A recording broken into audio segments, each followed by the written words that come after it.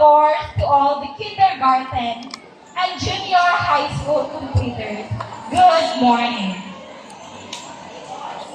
It is an honor and privilege to be invited to such a momentous occasion to commemorate this important milestone in the lives of these completers, the class of 2024.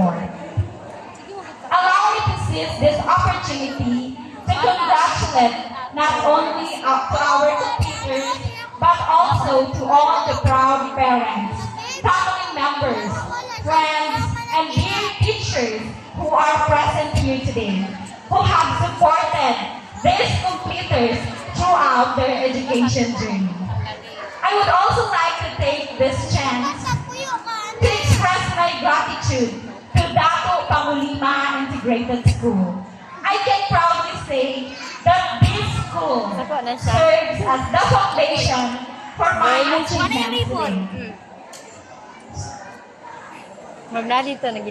So dear completers, I want you to remember that as you transition to elementary, junior high school, senior high school, and eventually to college, the groundwork for your future success has been laid in this school. Everything that you have learned and acquired will serve as a strong foundation as you navigate the challenges of the future. As I reflect on my journey, my elementary, high school, and college journey, I realize that my journey is a manifestation of God's grace. Sa Bisaya na tinulungan, grasya na Diyos sa Ginoo ang tanan.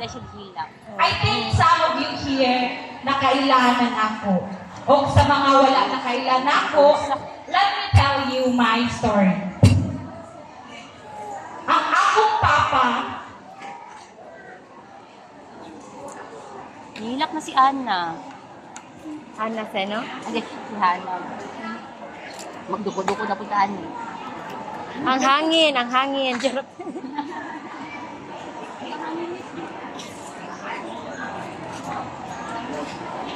ang akong papa, usa ka mag-uuma. Iyakin jud ko, sorry. Manakayong lubi, mamunotay, magtrabaho, nadlaw sa bangtaw. Ug ang akong mama,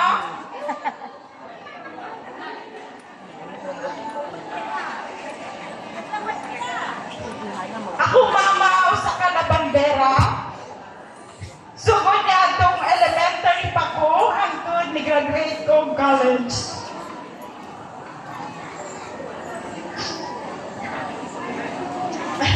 Para masus... Uy, ikaw na pa sila mag-speaker sa inyo salon today.